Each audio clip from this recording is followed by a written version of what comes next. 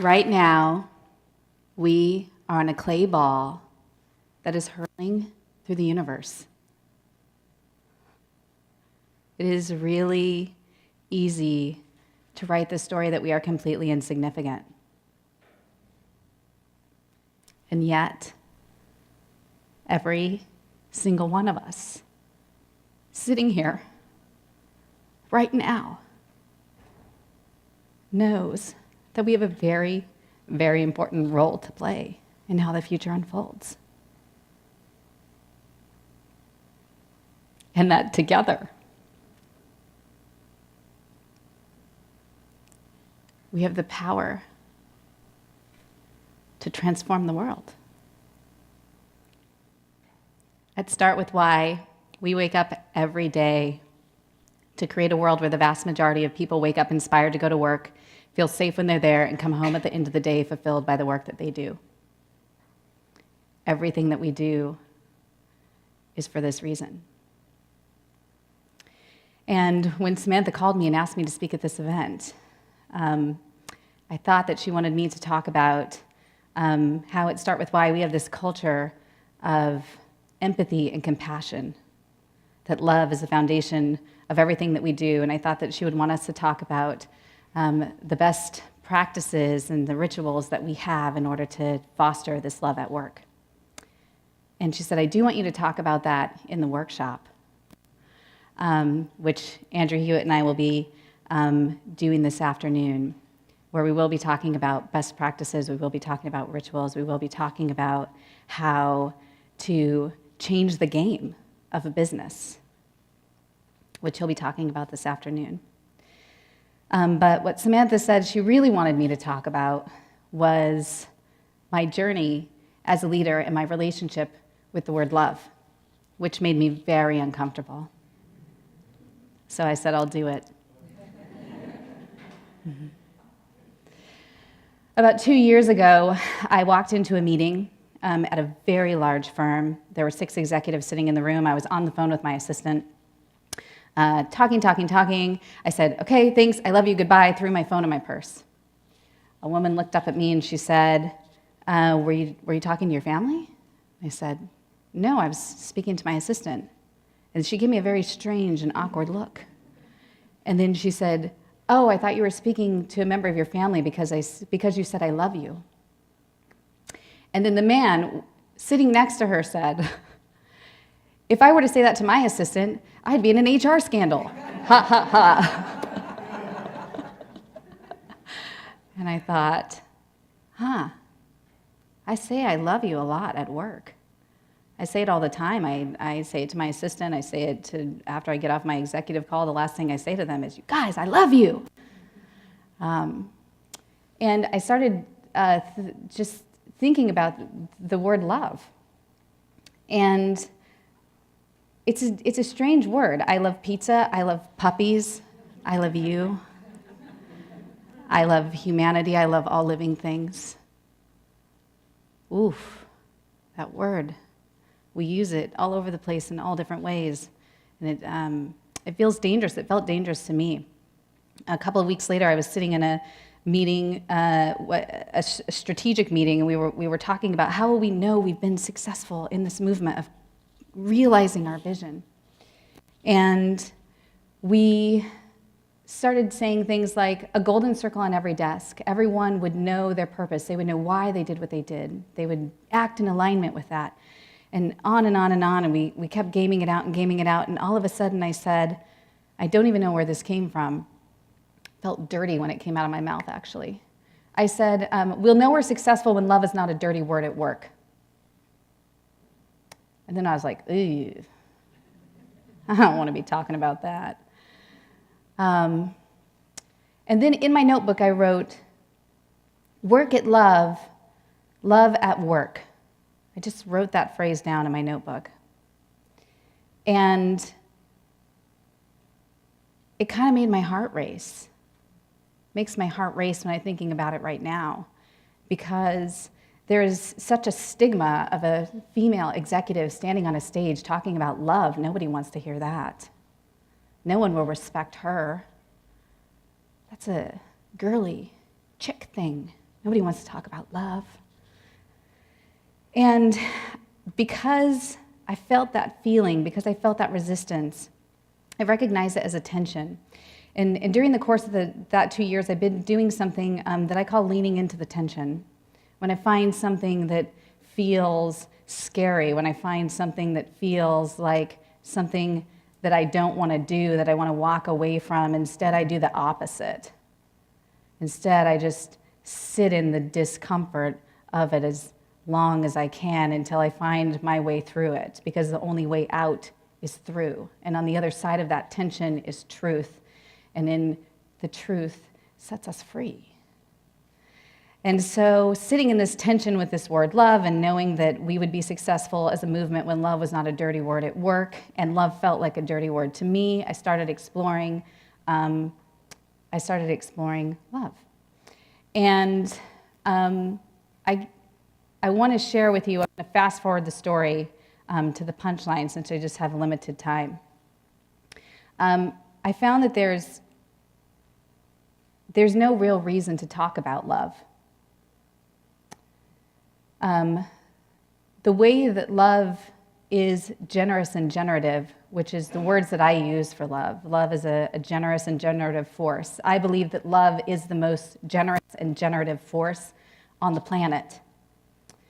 And the way that we spread love is to be love, not to talk about it, to be it. And I've been exploring what being love means to me, and I'd like to share a little bit of that with you.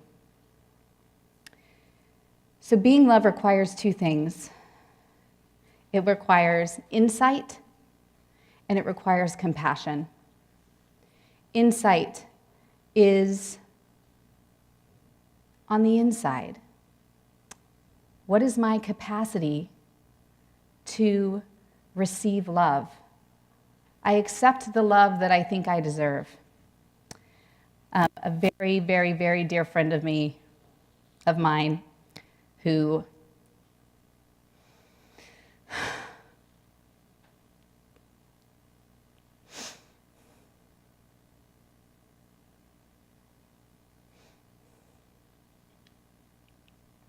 has taught me more about receiving love than anyone I've ever met, told me an analogy that I'd like to share with you.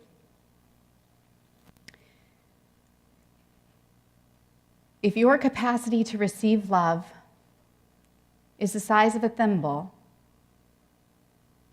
it does not matter how much love is poured over you, you will receive a thimble's worth of love. If you can turn that thimble into a cup, you can receive more. And so on, and so on, and so on. And that helped me realize that when we feel lonely, when we feel alone, when we feel shut down, when we feel scared, we slowly, slowly, slowly close up. And we get the opposite reaction of what we want, right? We perpetuate more of these things. So, insight. Where am I in the inside in my capacity to receive love? Compassion is the other side of this. Compassion is the giving of love. Insight and compassion, this is being love. So as I started to explore this, I started talking to people about it. And I started to explore my own capacity to give and receive love. And what is working for me best right at this moment is the concept of open heart and closed heart, because it's the most tangible to me in every single moment of every day. And it's really easy to evaluate where I personally am sitting in any moment. If I'm in a closed heart state, I have a narrative that's running, and that narrative is giving me a feeling, and that feeling is usually not positive. If I'm in an open-hearted state, I'm more likely to see possibility. I am more likely to be open to things changing, of not having to be in control, of stepping into what I call emergence. This idea that two dissonant things can come together and equal something higher, even if we don't know how it's all going to fit together. And so, how do I go from a closed heart to an open heart? How, in a moment when I'm walking into a meeting, when I'm angry or upset with a colleague, when I am angry or upset with myself in the way that I have or have not delivered on the expectations of others. This is what I find mostly triggers the closed heart, is when someone does not meet my expectations or when I do not meet the expectations of others. So when I'm in this state, when I'm in this place of not being good enough, of feeling like I'm not enough, that I don't know what the answer is, that I don't know what the solution is, that I want to quit, that I want to walk away. The tool that I have learned is the power of the word yes. For me, this word is a heart opener. So when I'm in this state, which I call triggered, when I'm in this state of closed heart, what I do is I try to put to words how I'm feeling. So it might be, I don't feel like doing this speech this morning. Yes. I don't feel like standing up in front of an audience full of people that I don't know and talking about love. Yes. I don't think I have the answer to this, and I'm not even sure that what I'm saying is an answer. Yes. The word yes for me is a heart opener.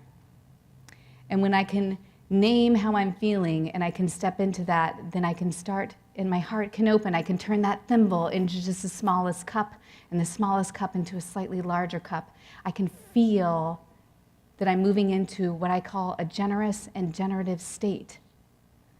And then when I'm in a generous and generative state, I can hear, I can trust. I can get energy from someone who has the courage to stand before me and talk about love in a capacity that gives me the courage that I can do it too. Man, he was so good. There's no way I could possibly get up and talk about love better than he did. Yes!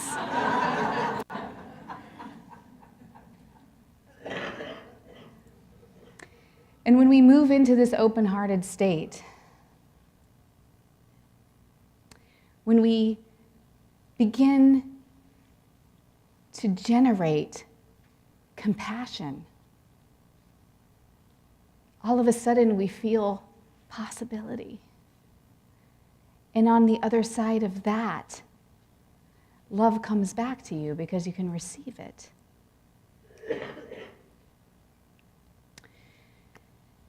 I'm going to leave you with my favorite quote right now. It is something that I am committed to doing, aside from finding the tools to keep my heart open and never ever close it in any situation, no matter what I'm facing. I hope you'll explore that too. I think it's the answer to a lot of our problems. It's a quote by Van Jones. It goes like this: when it gets harder to love, let's love harder. Thank you.